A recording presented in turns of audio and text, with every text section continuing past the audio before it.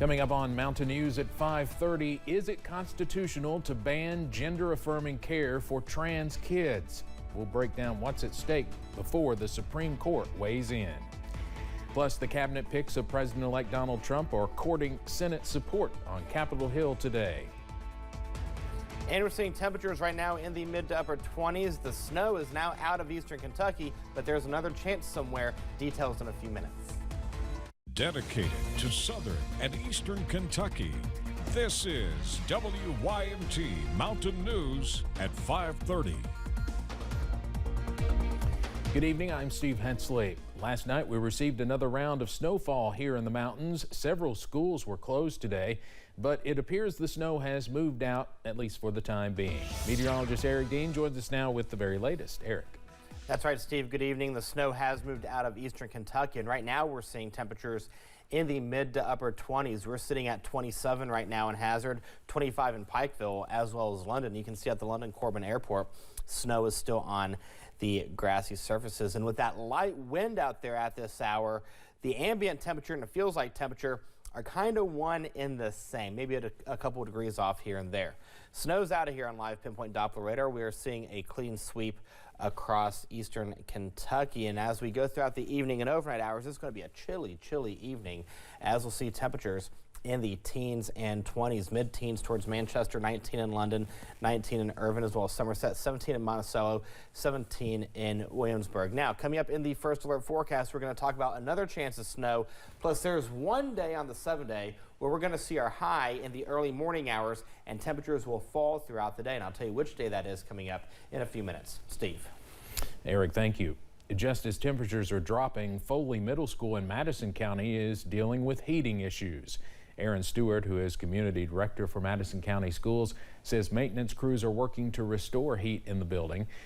The school has provided electric heaters for classrooms until the issue is fixed. Stewart says middle school students are now allowed to wear coats while the heating system is broken. Gender-affirming health care for trans children has become a polarizing subject. Tennessee's Attorney General has taken the fight to stop this form of health care all the way to the U.S. Supreme Court. WYMT Washington correspondent Ryan Henson previews this case, which could set a precedent for this hot-button issue. On Wednesday, December 4th, U.S. Supreme Court justices will hear arguments in U.S. v. Scrimeti. The United States is suing the state of Tennessee over their ban on gender-affirming care for kids, claiming it violates the 14th Amendment.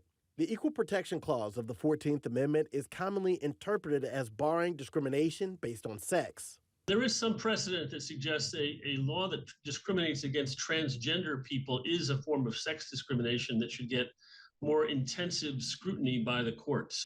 Tennessee's Attorney General Jonathan Scrimeti is leading this fight. In July, he released this statement saying, in part, the Biden administration has over and over again issued regulations that mangle the law to advance an ideological agenda. This case is just one of many examples of Tennessee working with other states to block the unlawful abuse of regulatory power, end quote. Georgetown's Paul Smith forecasts the potential impact of the eventual ruling. And it will determine what is medical care is available to a large population of young people under 18. And if the state wins, I think we'll start to see people trying to extend this form of regulation into adults as well. The outcomes of this case could go beyond health care. And so there are laws about transgender people in sports. There are laws about bathrooms, who can use which bathroom. And then there are these medical care regulations as well, which really go to the heart of whether or not a person can live as a transgender person. The ACLU notes that over the past 3 years, some 24 states have imposed limitations on health care for transgender youth. Reporting at the Supreme Court, I'm Ryan Henson. The gun case against Hunter Biden has been dismissed after his father, President Biden, pardoned him. A federal judge closed the case the week before Hunter was to be sentenced. He faced up to 25 years in prison, although he probably would have gotten less time being a first-time offender. Hunter Biden was convicted on 3 felonies after he lied on a federal form to buy a gun in Delaware by saying he was not a drug user in 2018. More of President-elect Donald Trump's cabinet picks are back on Capitol Hill today, meeting with the senators to shore up support for confirmation. CBS's Natalie Brandt has more. For a second day in a row, President-elect Donald Trump's choice for Defense Secretary Pete Hegseth walked the halls of the Capitol. We're going to meet with every senator that wants to meet with us across the board. Hegseth called his meeting with Nebraska's Deb Fischer great and answered a reporter's question about whether he thinks women should be in combat. He's previously said they should not. I think they're already in combat. So you're okay with that? That would be a policy. Hegseth also sidestepped questions about new reports alleging misconduct. CBS News confirmed that in 2016, Hegseth was forced to step down as head of the nonprofit Concerned Veterans for America after staffers filed complaints accusing him of financial mismanagement, sexual misconduct, and repeated intoxication. Hegseth's attorney has denied the allegations against his client. Some Republicans expressed concern. I think some of these articles are very disturbing. He, obviously has a chance to defend himself here, but, some of this stuff is going to be difficult. CBS News has learned President-elect Trump called into today's Senate GOP retreat with a 53-seat majority. Trump can afford to lose 3 Republicans and still get his cabinet picks confirmed. Florida's Pam Bondi was also back on the Hill Tuesday, meeting with Missouri Senator Josh Hawley as she looks to be the next Attorney General. She wouldn't have taken this job if she didn't think that she could do it and do it well, and I've got a lot of confidence in her. Hawley said he told Bondi it's, quote, a significant priority to root out corruption in the Department of Justice and FBI. Natalie Brandt, CBS News, Capitol Hill. President-elect Trump attended a memorial for 3 Palm Beach County sheriff's deputies killed during a traffic stop. Trump also announced he plans to travel to Paris this weekend to attend the reopening of the Notre Dame Cathedral. Donald Trump Jr. has joined the board of a marketplace that describes itself as, quote, woke free.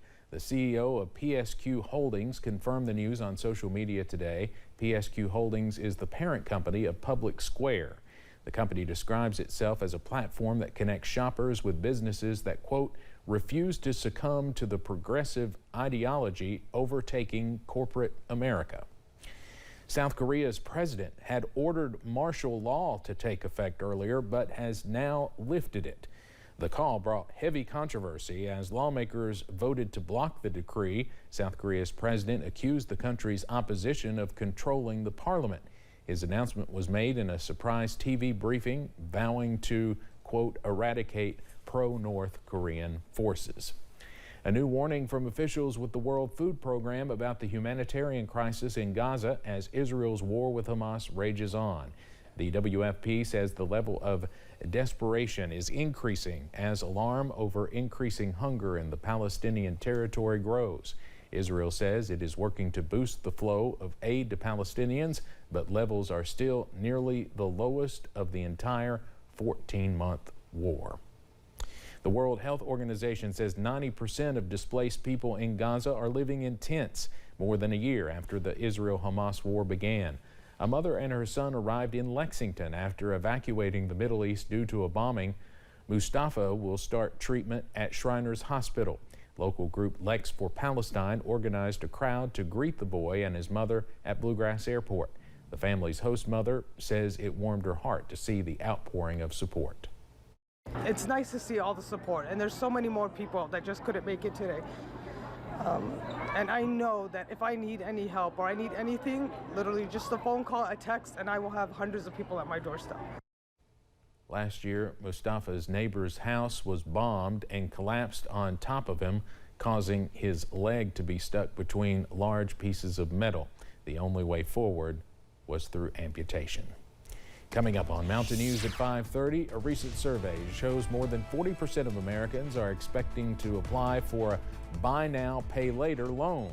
A wealth manager tells us about the pros and cons of this popular payment method. And in the world of weather, temperatures today were in the 20s and 30s. We'll get a little bit of a warm up. Then we're going to drop the temperatures again. Details in a few minutes.